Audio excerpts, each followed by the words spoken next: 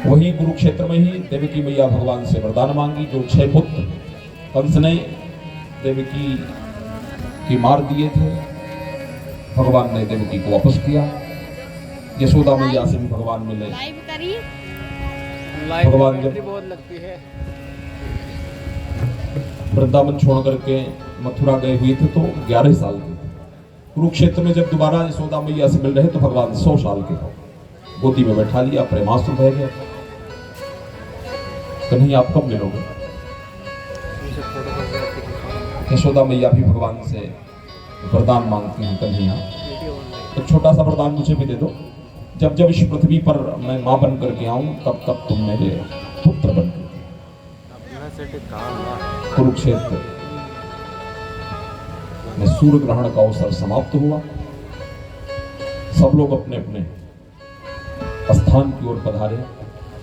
परीक्षित ने प्रश्न कर दिया सुखदेव जी से, महाराज मैं भगवान कृष्ण की बहन सुभद्रा के विवाह की भी कथा सुनना चाहता हूं। ब्रह्मन् वेदुतमीक्षामः सुसारम रामकृष्णयो यथोपयमे विजयो या ममासीत पितामह। क्योंकि भगवान कृष्ण की बहन जो सुभद्रा थी, ये परीक्षित की दादी लगा करती है। कैसे हैं श्रोता परीक्षित जी, जो सुखदेव जी से पूछते हैं कि मेरी दादी का विवाह कैसे हुआ अर्जुन के साथ। उसमें भी भगवान की कोई अहम भूमिका रही होगी। सुखदेव जी सुनाने लगे, बलराम जी की इच्छा थी कि मैं अपनी बहन सुभद्रा का विवाह दुर्योधन के साथ करूं, और भगवान कृष्ण की इच्छा थी कि अपनी बहन का विवाह अर्जुन के साथ करूं। कहीं ऐसा ना हो कि बलराम जी सुभद्रा का विवाह दुर्योधन के साथ कर दो। इसलिए भगवान ने अर्जुन से कहा कि तुम मेरे घर साधु का वेश बना करके आना, मेरे घर में भंडारा है, मेरी बहन तुम्हें भोजन परोसेगी, उसी समय मेरी बहन को उठा लेना। भंडारा चल रहा था भगवान के घर में। अर्जुन साधु का वेश बना करके आया, पंक्ति में बैठ गया, भोजन परोसने लगी सुभद्रा।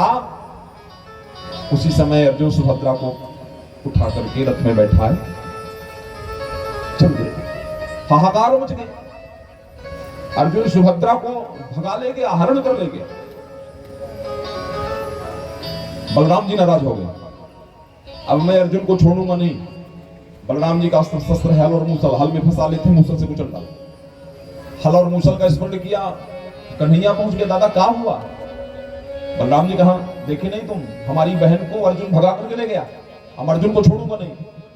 कन्हैया हंसने लगे, दादा मैंने तो बहुत अच्छे से देखा, पर मुझे लग रहा कि आपने नहीं देखा। बलराम जी समझने लगे कुछ गड़बड़ी है क्या, मैंने क्यों नहीं देखा? दादा आप कह रहे हो कि अर्जुन सुभद्रा को भगा करके ले गया है। नहीं, अर्जुन सुभद्रा को भगा करके नहीं ले गया, सुभद्रा अर्जुन को भगा करके ले गई। देखे नहीं, जब दोनों रथ में जा रहे थे ना, तो अर्जुन पीछे बैठा था, रथ तो सुभद्रा चला रही थी। इसका मतलब अर्जुन ने सुभद्रा का हरण नहीं किया, सुभद्रा ने अर्जुन का हरण किया है। ताऊ भैया समझ गए, ये सब इसी की नौटंकी है। इस प्रकार परीक्षित तुम्हारी दादी का विवाह अर्जुन के साथ हुआ। वेद स्तुति का वर्णन किया, शिव जी के भक्त एक भस्मासुर की कथा सुनाई, त्रिदेवों की परीक्षा का वर्णन किया, द्वारिका में भगवान की अप्रकट लीला विहार का भी वर्णन किया। एकोपि कृष्ण से कृतः प्रणामो दशाश्वमेधि व पृथ्वीं तुल्य दशाश्वमेधि पुनरेति जन्मो कृष्ण प्रणामी न पुनर्भव।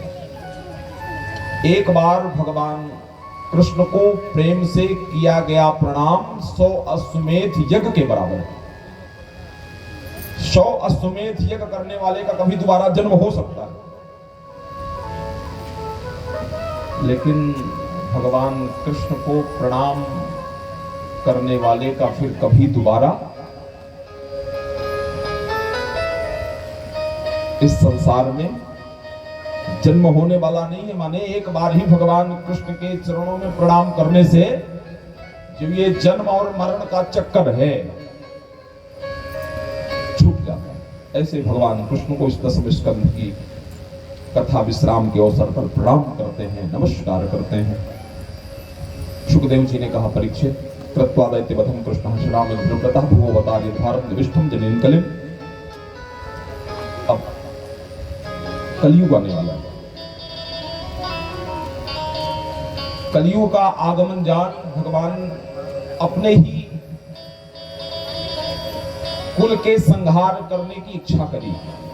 मेरा ही कुल इस पृथ्वी का बोझा बन करके है।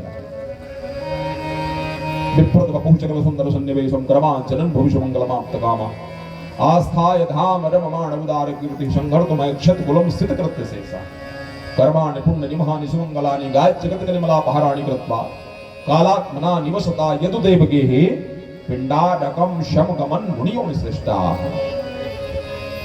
अपने ही कुल के संहार की इच्छा करने वाले भगवान कृष्ण परिपूर्ण, किसी प्रकार की कोई कामना शेष नहीं रह गई। एक पिंडारक नामक क्षेत्र था जहां विश्वामित्र, कर्णु, दुर्वासा, भृगु, अंगिरा, कश्यप, वामदेव बड़े बड़े महात्मा तपस्यारत थे। कुछ यदुवंश के उदंड कुमार जाम्बुवती के पुत्र शाम को स्त्री का वेश धारण कराए उन महात्माओं के बीच ले जाकर के हंसी ठिठोली मजाक करने लगे। महाराज, आप तो सब कुछ जानने वाले हो, बताओ इस स्त्री के पुत्र होगा कि पुत्री होगी? सब कुछ जानने वाले उन महात्माओं ने जान लिया, देख लिया, अभिप्राय समझ गए। अरे इस स्त्री के ना पुत्र होगा ना पुत्री होगी, तुम्हारे कुल का नाश करने वाला एक मूसल उत्पन्न हो गया। मुसलम तब कुल नाशनम। शाम का पेट खोला, न कोई पुत्र न कोई पुत्री, मूसल। उग्रसेन ने मूसल का चूर्ण करा दिया। मूसल ही नहीं रहेगा तो विनाश कैसे? मूसल में नीचे लौह लगा होता, समुद्र में फेंक दिया, कोई मछली निकल गई, मछुआरों के द्वारा मछली पकड़ लिया गया, मछली का पेट चीरा गया तो लौह मूसल का अवशेष निकला। एक जरा नाम का बहेलिया अपने बाण की नोक में उस मूसल के लौह को निशाना साधने के लिए लगा लिया। अंततः वही यदुवंश के विनाश की प्रमुख भूमिका मूसल का अवशेष निभाता है। भगवान को ये किसी ने बात नहीं बताई, पर भगवान अंतर्यामी है, सब कुछ पता चला। उसी समय नौ योगीश्वरों का संवाद जो राजा नीमी के बीच हुआ था, कपिल, हरि, अंतरिक्ष, प्रबुद्ध, पिपलायन, आविर्होत्र, दुमेश, चमस, करभाजन इत्यादि के प्रसंग का वर्णन नारद जी द्वारिका में आकर के वसुदेव जी को सुनाने लगे। भगवान के कतिपय मनोरम अवतारों की कथा का वर्णन किया, अभक्तों की दुर्गति का वर्णन किया।